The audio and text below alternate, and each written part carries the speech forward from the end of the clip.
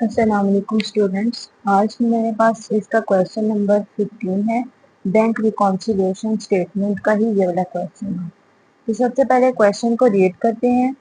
उसने कहा है on 31 March 2017 the bank balance of mister Safdar Khan appeared in appeared at 6800 in his cash book. यानी 6800 से उसका कैश बुक, ये उसका कैश बुक का बैलेंस है। इसके साथ कोई वर्ड जो है वो ओवरड्राफ्ट का नहीं लिखा हुआ, तो इसका मतलब ये कैश बुक का जो बैलेंस है वो डेबिट होगा। और हमने हमेशा क्वेश्चन को पहले फुली रीड करना होता है और उसके बाद हम ने वो वाला यहाँ पे जो पहले लिखा हुआ है ये वाला इसका पहला बैलेंस नहीं है, इसका पहला बैलेंस यहाँ पे है, ये लिखा हुआ है। यहाँ पे है कि 6800 उसका कैश बुक का है। On reconciling with the passbook, the following information was ascertained. You are required to show balance as per passbook. आपने क्या करना है, ये कैश बुक का बैलेंस आपको दिया गया, आपने ये बनाना है बैलेंस एज पर पासबुक। यानी हम वैसे भी जब भी बनाते हैं तो हमारा जो लास्ट में आंसर आता है वो हमारा उससे उल्ट आता है। अगर हम कैश बुक बना रहे हैं तो उसका लास्ट में आंसर पासबुक का आएगा। अगर हम पासबुक बना रहे हैं तो उसका लास्ट में जो फाइनल बैलेंस होता है वो हम कैश बुक से लिखते हैं। तो सबसे पहले उसने कहा है कि उसका हम नंबर 1 पे है debit in respect of bank charges. Bank charges के रिस्पेक्ट उसने डेबिट किया है। तो अब ये जहाँ पे वर्ड जहाँ पे बैंक ने किसी को डेबिट किया हो हम क्रेडिट कर देंगे, या क्रेडिट किया हो तो हम डेबिट कर देंगे। तो इतना है। सबसे पहले ये वाली अलग स्टेटमेंट है, ये वाली इसके बाद कॉमा है, कॉमा के बाद ये वाली अलग स्टेटमेंट है और फिर उसके बाद अलग। यानी एक क्वेश्चन में ये जो एक नंबर 1 है उसमें उसने 3 चीजों का जिक्र किया हुआ है जो अलग से डेबिट या क्रेडिट हो रहे हैं। तो उसने कहा कि debit in respect of bank charges, उसने बैंक चार्जेस के रिस्पेक्ट को डेबिट कर दिया है। तो हम क्या करेंगे, बैंक चार्जेस को हम क्रेडिट करेंगे, यानी इसे उल्ट। और यहाँ पे उसने क्या किया, credit in respect of bank interest, और बैंक इंटरेस्ट को उसने यहाँ पे क्रेडिट कर दिया है। यहाँ पे क्रेडिट कितने से किया उसने, 280 से। तो हम क्या कर देंगे, बैंक चार्जेस यहाँ पे क्रेडिट उसने कर दिए तो हम उनको डेबिट कर देंगे।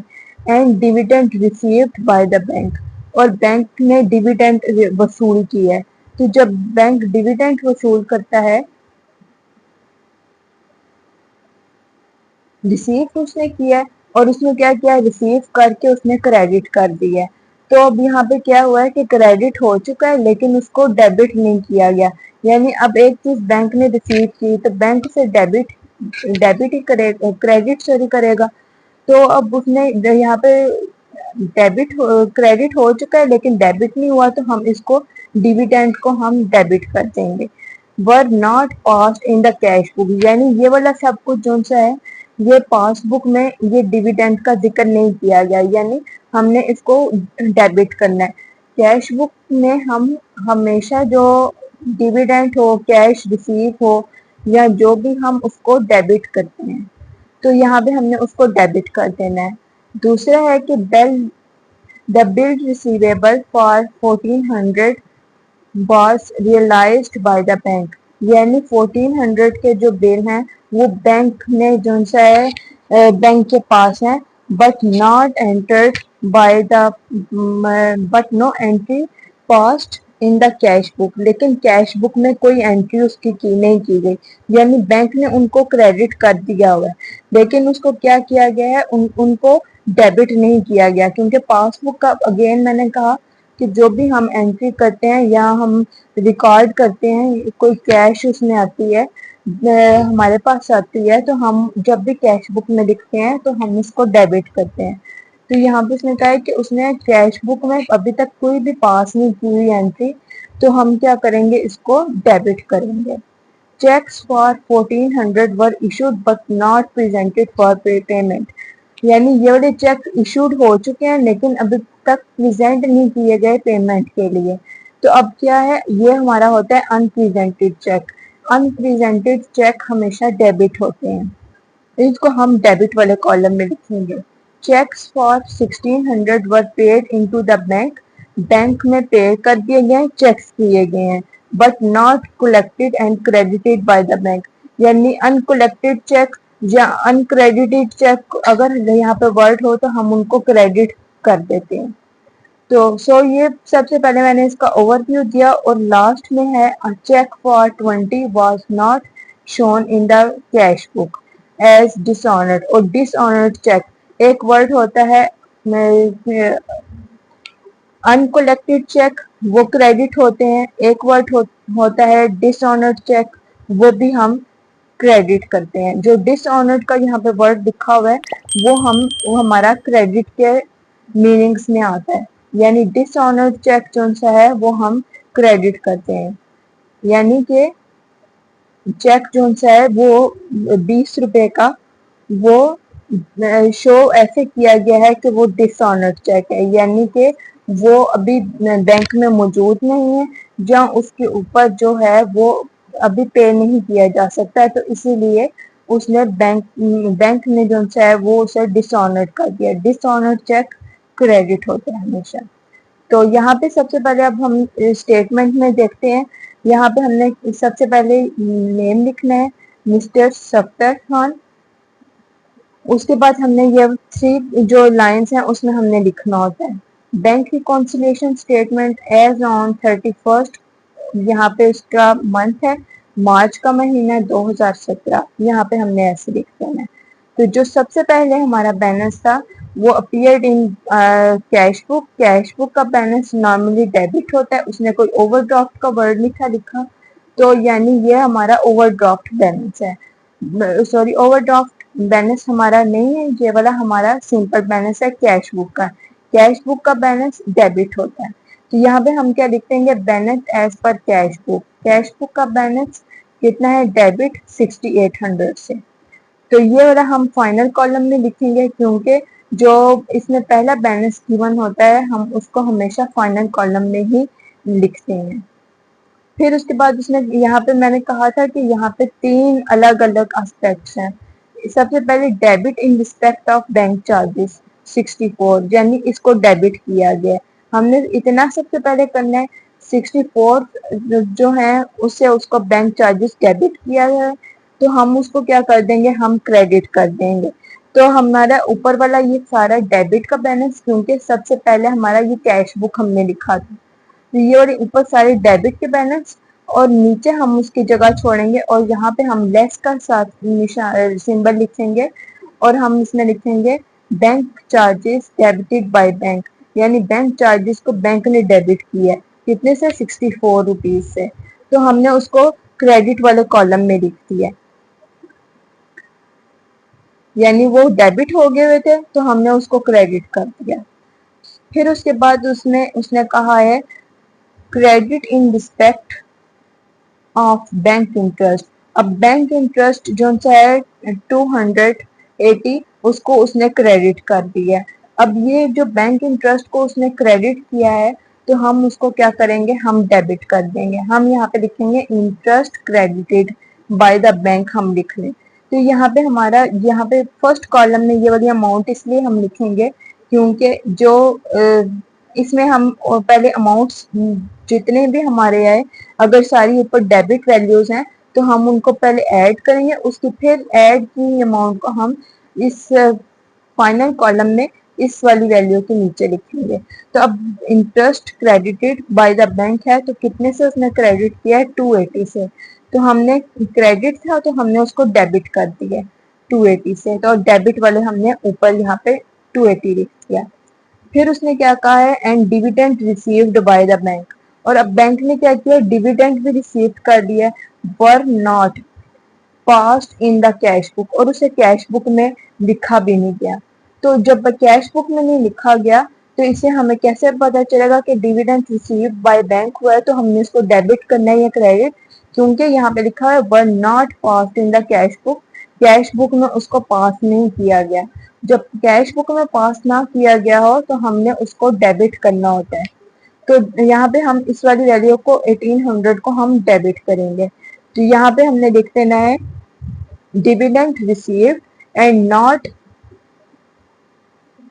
Credited by the bank, bank ने क्रेडिट नहीं किया, तो हम क्या करेंगे 1800 से हमने ये डेबिट वाले कॉलम में लिख देना है, फर्स्ट कॉलम में। जहां तक हमारी ये पूरा हो गया एक सेशन, इस पूरे सेशन में इसका 3 पार्ट्स थे।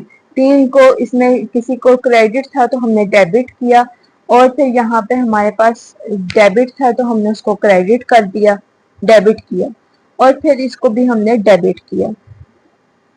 सेकंड में है अब बिल रिसीवेबल, बिल जो सा है वो रिसीव हुआ for 1400 were realized by the bank but not entry was passed in cash book, यानी कि बैंक ने कहा कि यह बिल रिसीवेबल इतने के हैं, तो बिल रिसीवेबल जो होते हैं वो उनको हम हमेशा डेबिट करते हैं। तो अभी हमने लेने हैं ना, हम किसी ने हमें देने हैं, हमने उसकी अमाउंट वसूल करनी है, तो हम उसको हमेशा डेबिट ही करते हैं। तो अब उसको क्या कहा उसने कि पासबुक में जो सा कैश बुक में उसको पास नहीं किया गया, जबकि पास नहीं किया गया तो हम क्या करेंगे उसको कैश बुक में लिखेंगे, कैश बुक में लिखा गया हर चीज को हम डेबिट करते हैं। तो यहाँ पे हम लिखेंगे इसका नंबर, ये 2 था, बिल रिसीवेबल बाय बैंक, के बैंक ने जो है वो bill receivable collected by the bank, के बैंक ने बिल रिसीवेबल कलेक्ट किए कितने से 1400 से, ये हमने लिख दिया फर्स्ट कॉलम में। फिर उसके बाद cheques for 1400 were issued but not presented for payment, यानी इतने चेक्स इशू किए गए लेकिन अभी तक उनको बैंक में पेमेंट के लिए जो सा है वो नहीं पेश किया गया, तो अनप्रेजेंटेड चेक होते हैं ये। अनप्रेजेंटेड चेक हमेशा डेबिट किए जाते हैं, तो इनको भी हम फर्स्ट कॉलम में लिखेंगे, यहाँ पे उसका 3rd नंबर है, हम लिखेंगे अनप्रेजेंटेड चेक्स 1400 डेबिट, यानी ये वाला डेबिट का कॉलम।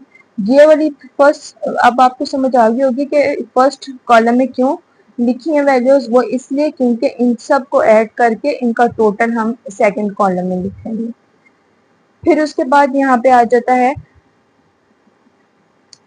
4 में cheques 14 for rupees 1600 was paid into the bank, bank में जो सा है वो पे कर दिए गए हैं, कर दिए गए थे, but not collected and credited by the bank, लेकिन अभी तक बैंक ने ना उसे कलेक्ट किया ना क्रेडिट किया। अनकलेक्टेड चेक, अनक्रेडिटेड चेक जो से हैं उनको हम क्रेडिट करते हैं, अनकलेक्टेड चेक उसको हम क्या करेंगे, उसको हम क्रेडिट करते हैं। तो अब यहाँ पे हम क्रेडिट वाले कॉलम में लिखेंगे उसको अनकलेक्टेड चेक के नाम से। अनकलेक्टेड चेक्स हैं 1600 के, वो भी हमने फर्स्ट कॉलम में उसकी अमाउंट लिखी। और लास्ट वाला जो है उसका part, a cheque for 20 rupees was not shown in cash book as dishonoured, यानी उसको कैश बुक में शो नहीं किया गया और उसको डिसऑनर्ड करार दिया गया है, तो डिसऑनर्ड चेक्स भी हमेशा क्रेडिटेड होते हैं। ये वाले 5-6 वर्ड्स हैं जिनसे हमें पता चलता है कि हमने उसको डेबिट करना है या क्रेडिट करना है। तो यहाँ पे डिसऑनर्ड का वर्ड लिखा हुआ है, तो इसका मतलब हमने इसको क्रेडिट करना है। कितने से क्रेडिट करना है, 20 रुपए से।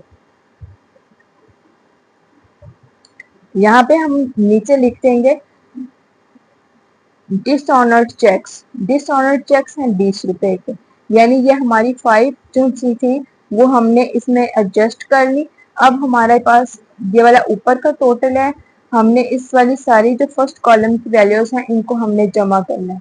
जब हम इसको प्लस करेंगे तो हमारा जो प्लस किया हुआ है वो आ जाएगा डेबिट बैलेंस, क्योंकि ये वाली सारी डेबिट वैल्यूज थी तो हमने यहाँ पे भी डेबिट का साइन ही लिखना है। डेबिट का साइन बिल्कुल इसके सामने ही लिखेंगे, क्योंकि फिर बाद में ऊपर वाली और नीचे वाली वैल्यू को जमा करके उसका टोटल आता है। तो अब ये वाली जब सारी वैल्यूज जमा की, इसके अपोजिट हमने उसको लिख दिया, ये वाली इनका सम आया, कितना आया 4880, ये डेबिट का हमने साथ वर्ड लिखा, और ये वाली जो ऊपर डेबिट की वैल्यू है और नीचे डेबिट की, ये दोनों ऐड हो जाएंगे और इसका टोटल आ जाएगा 11,680, यानी ये डेबिट टोटल है। और फिर अब उसके बाद ये हमारी क्रेडिट वैल्यूज हैं। क्रेडिट कौन सी है? 64, 1600 और 20। इनको जब हम प्लस किया तो हमारा क्रेडिट बैलेंस आ गया 1684। तो अब हमने क्या करना है, हमारे उसके साथ हमने क्रेडिट का वर्ड देखना है। तो यहाँ पे डेबिट है, नीचे क्रेडिट है। डेबिट क्रेडिट आपस में लेस हो जाते हैं, यानी सेम सेम आपस में ऐड, और डिफरेंट हो यानी डेबिट क्रेडिट है तो वो आपस में माइनस हो गए। तो यहाँ पे हमारे पास सबसे ये ऊपर ये वाला जो है, सबसे पहले इसको लिखेंगे और फिर इसको। तो हमने क्या करना है, यहाँ पे उसका सम निकालना है यानी डिफरेंस निकालना है। डिफरेंस निकाला तो वो आ गया 9996 और साथ डेबिट का साइन। डेबिट का साइन क्यों लिखा है? क्योंकि इस वैल्यू से ये वाली वैल्यू बढ़ी है, तो जो बड़ी वैल्यू होती है साइन हमेशा हम उसका लिखते हैं। और यहाँ पे हमने जब क्वेश्चन स्टार्ट किया था, हमने क्वेश्चन को स्टार्ट किया था balance as per cash book. Cash book का बैलेंस डेबिट था, तो इसका एंड हम क्या करेंगे, इसका हम एंड करेंगे balance as per passbook. Passbook का बैलेंस क्रेडिट होता है, तो यहाँ पे हम साथ इस साइड पे लिखेंगे credit balance as per passbook, credit जितने से रुपीस, और यहाँ पे उसके साथ वैल्यू लिख देंगे। और हाँ, यहाँ पे हमने डेबिट का साइन क्यों लिखा? क्योंकि यहाँ पे बड़ी वैल्यू के साथ डेबिट का साइन लिखा होता है, इसलिए हमने यहाँ पे डेबिट का साइन लिखा। ये वाला इसका डिफरेंस होता है कि यहाँ पे डेबिट आ जाए,